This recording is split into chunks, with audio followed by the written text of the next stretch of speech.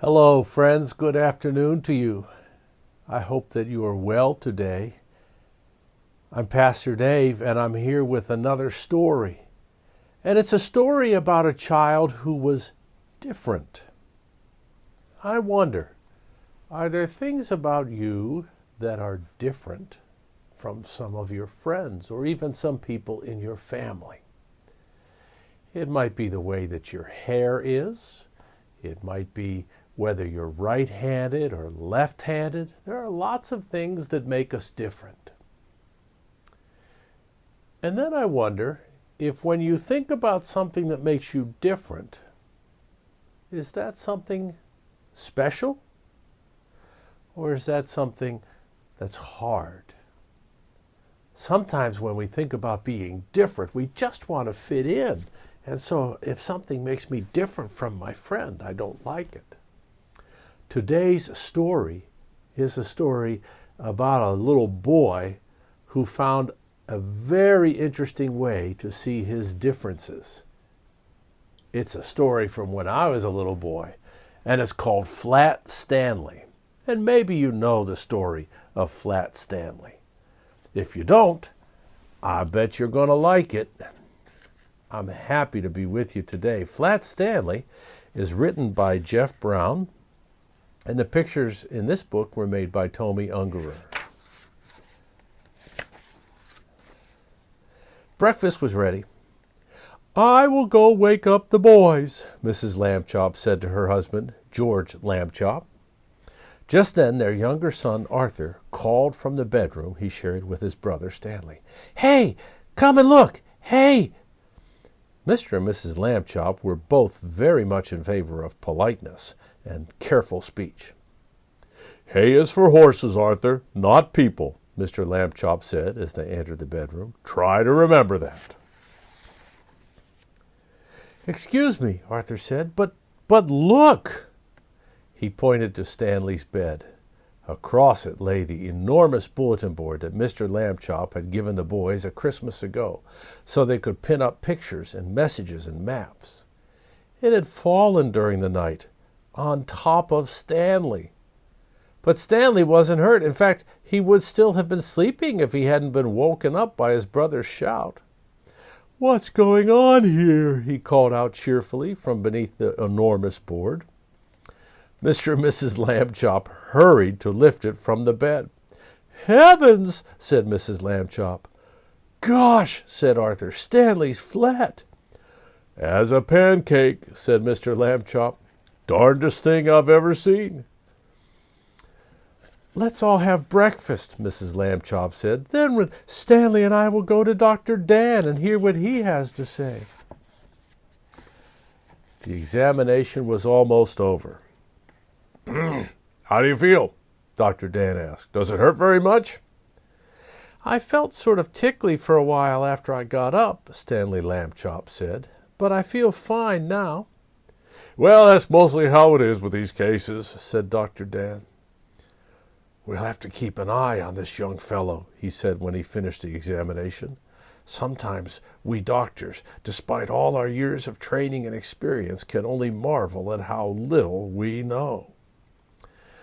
Mrs. Lambchop said she thought that Stanley's clothes would have to be altered by the tailor now. So Dr. Dan told his nurse to take Stanley's measurements. Mrs. Lambchop wrote them down. Stanley was 4 feet tall, about a foot wide, and half an inch thick. When Stanley got used to being flat, he enjoyed it. He could go in and out of rooms even when the door was closed just by lying down and sliding through the crack at the bottom. Mr. and Mrs. Lambchop said it was silly, but they were quite proud of him. Arthur got jealous and tried to slide under a door, but he just banged his head. Being flat could also be helpful, Stanley found. He was taking a walk with Mrs. Lambchop one afternoon when her favorite ring fell from her finger. The ring rolled along the sidewalk, down between the bars of a grating that covered a dark, deep shaft. Mrs. Lambchop began to cry. "I have an idea," Stanley said. He took the laces out of his shoes and an extra pair out of his pocket and tied them all together to make one long lace. Then he tied the end of that to the back of his belt, and he gave the other end to his mother. "Lower me," he said, "and I will look for the ring." "Thank you, Stanley," Mrs. Lambchop said. She lowered him between the bars and moved him carefully up and down from side to side so he could search the whole floor of the shaft. 2 policemen came by and stared at Mrs. Lambchop as she stood holding a long lace that ran down through the grating. She pretended not to notice them. "What's the matter, lady?" the first policeman asked. "Is your yo-yo stuck?" "I am not playing with a yo-yo," Mrs. Lambchop said sharply. "My son is at the other end of the lace, if you must know." "Get the net, Harry," said the second policeman. "We've caught a cuckoo."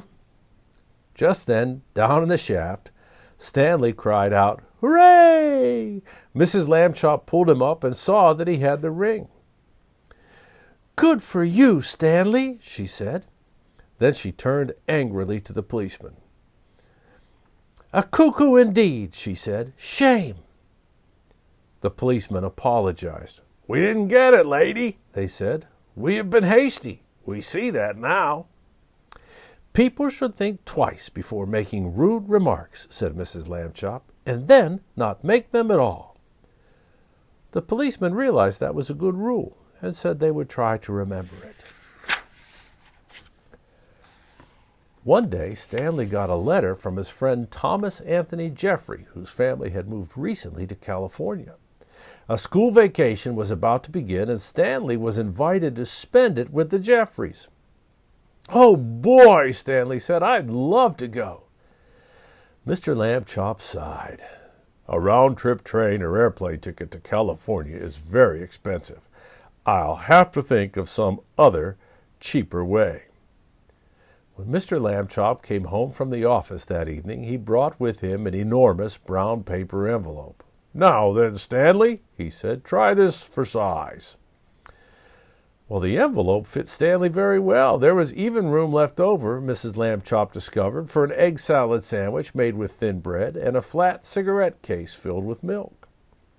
They had to put a great many stamps on the envelope to pay for airmail and insurance, but it was still much less expensive than a train or airplane ticket to California would have been.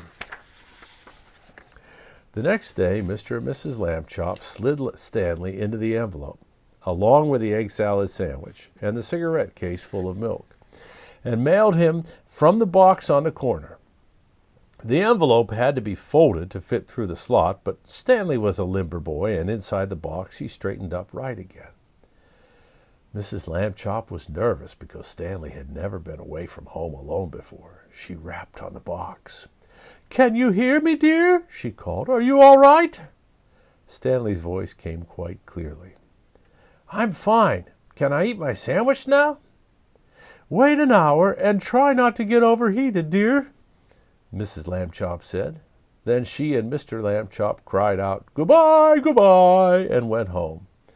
Stanley had a fine time in California. When the visit was over, the Jeffreys returned him in a beautiful white envelope they had made themselves. It had red and blue markings to show that it was airmail, and Thomas Jeffrey had lettered it "valuable" and "fragile," and this end up on both sides. Back home, Stanley told his family that he had been handled so carefully he never felt a single bump. Mr. Lambchop said it proved that jet planes were wonderful, and so was the post office department, and that this was a great age in which to live. Stanley thought so too. Mrs. Lambchop had always liked to take the boys off with him. Mr. Lambchop had always liked to take the boys off with him on Sunday afternoons, to a museum or roller skating in the park, but it was difficult when they were crossing streets or moving about in crowds. Stanley and Arthur would often be jostled from his side, and Mr. Lambchop worried about speeding taxis or that hurrying people might accidentally knock them down. It was easier after Stanley got flat. Mr. Lambchop discovered that he could roll Stanley up without hurting him at all. He would tie a piece of string around Stanley to keep him from unrolling and make a little loop in the string for himself. It was as simple as carrying a parcel, and he could hold on to Arthur with the other hand. Stanley didn't mind being carried because he had never much liked to walk. Arthur didn't like to walk either, but he had to. It made him mad. One Sunday afternoon in the street they met an old college friend of Mr. Lambchop's, a man he had not seen for years. "Well, George, I see you've bought some wallpaper," the man said. "Going to decorate your house, I suppose?" "Wallpaper," said Mr. Lambchop. "Oh, no. This is my son, Stanley." He undid the string, and Stanley unrolled. "How do you do?" Stanley said. "Nice to meet you, young feller," the man said. He said to Mr. Lambchop, "George, that boy is flat." "Smart, too," Mr. Lambchop said. "Stanley is third from the top in his class at school." "Phooey," said Arthur. "This is my younger son, Arthur," Mr. Lambchop said, "and he will apologize for his rudeness."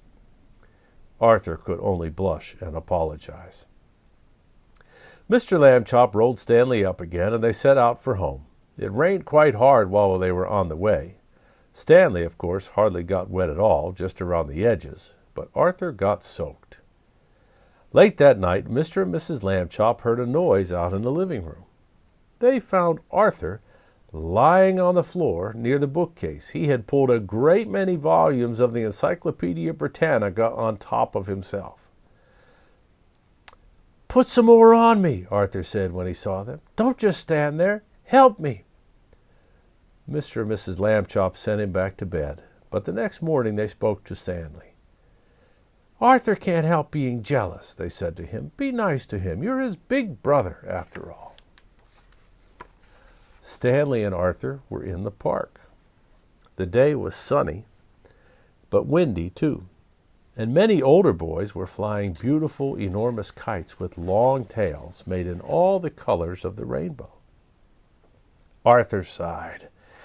"Someday," he said, "I'll have a big kite, and I'll win a kite-flying contest and be famous like everyone else. Nobody knows who I am these days." Stanley remembered what his parents had said. He went to a boy whose kite was broken and borrowed a large spool of string. "You can fly me, Arthur," he said. "Come on." He attached the string to himself and gave Arthur the spool to hold.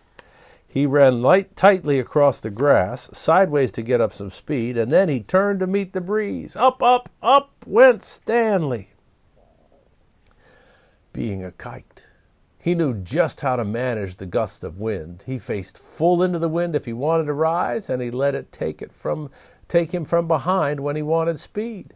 He only had to turn his thin edge to the wind carefully, a little at a time, so that it did not hold him, and then he would slip gracefully down toward the earth again. Arthur let out all the string, and Stanley soared high above the trees. A beautiful sight in his green sweater and brown trousers against the pale blue sky. Everyone in the park stood still to watch. Stanley swooped right and left in long matched swoops. He held his arms by his side and zoomed at the ground like a rocket and curved up again toward the sun. He side-slipped and circled and made figure eights and crosses and a star. Nobody has ever flown the way Stanley Lambchop flew that day, and probably no one ever will again. After a while, of course, people grew tired of watching, and Arthur got tired of running about with the empty spool. Stanley went right on, though, showing off. 3 boys came up to Arthur and invited him to join them for a hot dog and some soda pop. Arthur left the spool wedged in the fork of a tree. He didn't notice, while he was eating the hot dogs, that the wind was blowing the string and tangling it about the tree. The string got shorter and shorter, but Stanley didn't realize how low he was until leaves brushed his feet, and then it was too late. He was stuck in the branches. 15 minutes passed before Arthur and the other boys heard his cries and climbed up to set him free. Stanley would not speak to his brother that evening, and at bedtime, even though Arthur had apologized, he was still cross. Alone with Mr. Lambchop in the living room, Mrs. Lambchop sighed and shook her head. "You're at the office all day having fun. You don't realize what I go through with the boys. They're very difficult." Kids are like that. Phases. Be patient, dear. Mr. and Mrs. O.J. Dart lived in the apartment above the lamb chops. Mr. Dart was an important man, the director of the famous Museum of Art downtown in the city. Stanley Lambchop had noticed in the elevator that Mr. Dart, who was ordinarily a cheerful man, had become gloomy, but he had no idea what the reason was. And then at breakfast one morning he heard Mr. and Mrs. Lambchop talking about Mr. Dart. "I see," said Mr. Lambchop, reading the paper over his coffee cup, "that still another painting has been stolen from the famous museum, a Toulouse-Lautrec." Mrs. Lambchop sipped her coffee. "That probably made it easy to steal," she said. "Being too loose, I mean." "It says," Mr. Lambchop went on, "that Mr. O.J. Dart, the director, is at his wit's end. The police are no help. Listen to what the chief of police told the newspaper. "We suspect a gang of sneak thieves. These are the very worst kind. They work by sneakery, which makes them very difficult to catch. However, my men and I will keep trying. Meanwhile, I hope people will buy tickets for the policeman's ball and not park their cars where signs say, 'Don't.'" The next morning, Mr. Stanley Lambchop heard Mr. Dart talking to his wife in the elevator. "Those sneak thieves work at night," Mr. Dart said. "It is very hard for our guards to stay awake when they have been on duty all day. And the famous museum is so big we cannot guard every picture at the same time. I fear it is hopeless, hopeless, hopeless." Suddenly, as if an electric light bulb had lit up in the air above his head, giving out little shooting lines of excitement, Stanley Lambchop had an idea, and he told it to Mr. Dart. "Stanley, if your mother will give her permission, I will put you and your plan to work this very evening." Mrs. Lambchop gave her permission. "But you'll have to take a long nap this afternoon," she said. "I won't have you up till all hours unless you do." Well, that evening, after a long nap, Stanley went with Mr. Dart to the famous museum. Mr. Dart took him into the main hall where the biggest and most important paintings were hung. He pointed to a huge painting that showed a bearded man wearing a floppy velvet hat playing a violin for a lady who lay on a couch. There was a half-man, half-horse person standing behind them, and 3 fat children with wings were flying above. That, Mr. Dart explained, was the most expensive painting in the world. There was an empty picture frame on the opposite wall. We shall hear more about that later on. Mr. Dart took Stanley into his office and said, "It is time for you to put on your disguise." "I already thought of that," Mr. Stanley Lambchop said, "and I brought one, my cowboy suit. It has a red bandana that I can tie over my face. Nobody will recognize me in a million years." "No," Mr. Dart said, "you have to wear the disguise I have chosen." From a closet he took a white dress with a blue sash and a pair of shiny pointed shoes, a wide straw hat with a blue band that matched the sash, and a wig and a stick. The wig was made of blonde hair, long and done in ringlets. The stick was curved at the top of it, and it, too, had a blue ribbon on it. "In this shepherdess disguise," Mr. Dart said, "you will look like a painting that belongs in the main hall. We do not have cowboy pictures in the main hall." Stanley was so disgusted he could hardly speak. "I'll look like a girl, that's what I'll look like. I wish I never had my idea." But he was a good sport, and he put on the disguise. Back in the main hall, Mr. Dart helped Stanley climb up into the empty picture frame. Stanley was able to stay in place because Mr. Dart had cleverly put 4 small spikes in the wall, 1 for each hand and foot. The frame was a perfect fit. Against the wall, Stanley looked just like the picture. "Except for one thing," Mr. Dart said. "Shepherdesses are supposed to look happy. They smile at their sheep and the sky. You look fierce, not happy, Stanley." Stanley tried hard to get a faraway look in his eyes and even to smile a little bit. Mr. Dart stood back a few feet and stared at him for a moment. "Well," he said, It may not be art, but I know what I like." He went off to make sure that the certain other parts of Stanley's plan were being taken care of, and Stanley was left alone. It was very dark in the main hall. A little bit of moonlight came through the windows, and Stanley could just make out the world's most expensive painting on the opposite wall. He felt as though the bearded man with a violin and a lady on the couch and the half-horse person and the winged children were all waiting, as he was, for something to happen. Time passed, and he got tireder and tireder. Anyone would be tired this late at night, especially if he had to stand in a picture frame balancing on little spikes. Maybe they won't come, Stanley thought. Maybe the sneak thieves won't come at all. The moon went behind a cloud, and the main hall was pitch dark. It seemed to get quieter, too, with the darkness. There was absolutely no sound at all. Stanley felt the hair on the back of his neck prickle beneath the golden curls of the wig. Creak! The creaking sound came from right out in the middle of the main hall, and even as he heard it, Stanley saw in the same place a tiny yellow glow of light. The creaking came again, and the glow got bigger. A trap door had opened in the floor, and 2 men came up through it into the hall. Stanley understood everything at once. These must be the sneak thieves. They had set a secret trap door entrance into the museum from outside. That was why they had never been caught. And now tonight they were back to steal the most expensive painting in the world. He held very still in his picture frame and listened to the sneak thieves. "This is it, Max," said the first one. "This is where we art robbers pull a sensational job whilst the civilized community sleeps." "Right, Luther," said the other man. "In all this great city there is no one to suspicion us." "Ha ha," thought Stanley Lambchop. "That's what you think."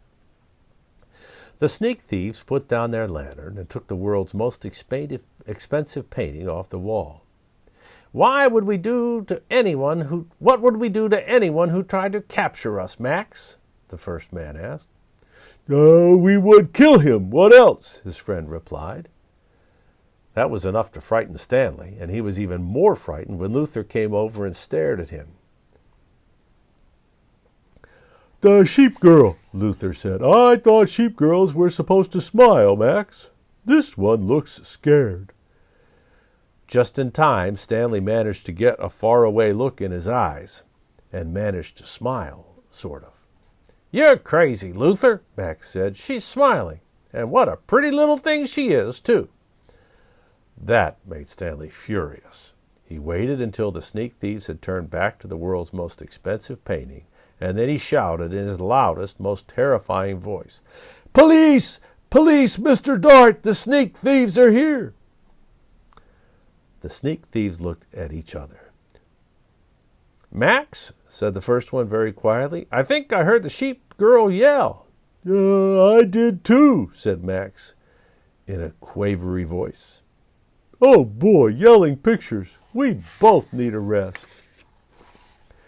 "You'll get a rest all right," said Mr. Dart, rushing in with a chief of police and lots of guards and policemen behind him. "You'll get arrested, that's what. Ha, ha, ha." The sneak thieves were too mixed up by Mr. Dart's joke and too frightened by the policemen to put up a fight. Before they knew it, they had been handcuffed and led away to jail. The next morning, the office of the chief police presented Stanley with a medal. After that, his picture was in all the papers. For a while, Stanley Lambchop was a famous name. Everywhere that Stanley went, people stared and pointed at him. He could hear them whisper, "Over there, Harriet, over there. That must be Stanley Lambchop, the one who caught the sneak thieves," and things like that. But after a few weeks, the whispering and staring stopped. People had other things to think about. Stanley didn't mind. Being famous had been fun, but enough was enough. And then came a further change, and that was not a pleasant one. People began to laugh and make fun of him as he passed by. "Hello, super skinny," they would shout, and even ruder things about the way he looked. Stanley told his parents how he felt. "It's the other kids I mostly mind," he said. "They don't like me anymore because I'm different. I'm flat." "Shame on them," Mrs. Lambchop said. "It's wrong to dislike people for their shapes, or their religion for that matter, or the color of their skin." "I know," Stanley said. "Only maybe it's impossible for everybody to like everybody." "Perhaps, but they should try." Later that night, Arthur Lambchop was woken up by the sound of crying. In the darkness, he crept across the room and knelt by Stanley's bed. "Are you okay?" he said. "Go away," Stanley said. "Don't be mad at me," Arthur said. "You're still mad because I let you get tangled in the day you were my kite, I guess. Skip it, will you? I'm not mad. Go away." "Please, let's be friends." Arthur couldn't help crying a little too. "Oh, Stanley, please tell me what's wrong." Stanley waited for a long time before he spoke. "The thing is," he said, "I'm just not happy anymore. I'm tired of being flat. I want to be a regular shape again, like other people. But I'll have to go on being flat forever. It makes me sick." "Oh, Stanley," Arthur said. He dried his tears on a corner of Stanley's sheet and could think of nothing more to say. "Don't talk about what I just said," Stanley told him. "I don't want the folks to worry. That would only make it worse." "You're brave," Arthur said. "You really are." He took hold of Stanley's hand. The two brothers were together in the darkness, being friends. They were both still sad, but each one felt a little better than he had before. And then suddenly, though he was not even trying to think, Arthur had an idea. He jumped up, turned on the light, ran to the big storage box where toys and things were kept. He began to rummage in the box. Stanley sat up in bed to watch. Arthur flung aside a football and some lead soldiers and airplane models and lots of wooden blocks, and then he said, "Ha ha!" He had found what he wanted, an old bicycle pump. He held it up, and he and Stanley looked at each other. "Okay," Stanley said at last, "but take it easy." He put the end of the long hose in his mouth and clamped his lips tightly around it so that no air could escape.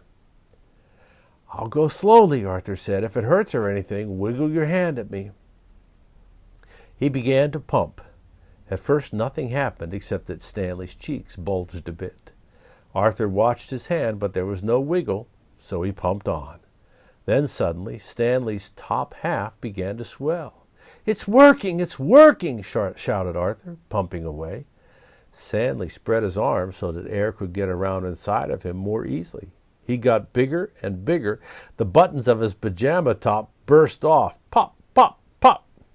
A moment later, he was all rounded out, his head and body, arms and legs, but not his right foot. That foot stayed flat.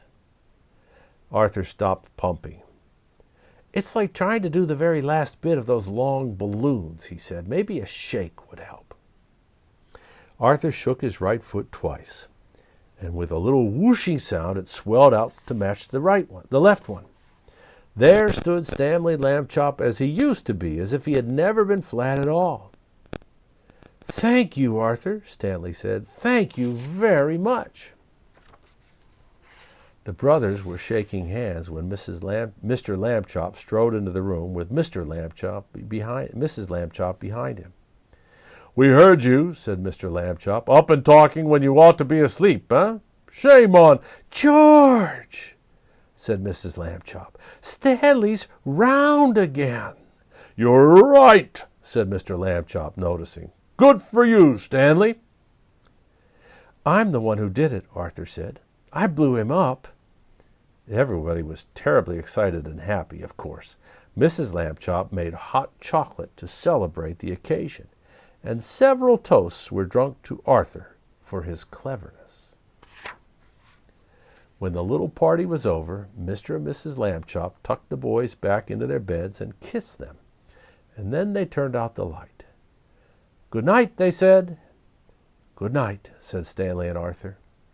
It had been a long and tiring day. Very soon, all the Lambchops were asleep. The end. Well, that is the very long story of Flat Stanley, and I hope that you like it. I miss seeing all my friends. I like the part in the story where Stanley gets put into an envelope and mailed to someone's house. I wish I could do that today.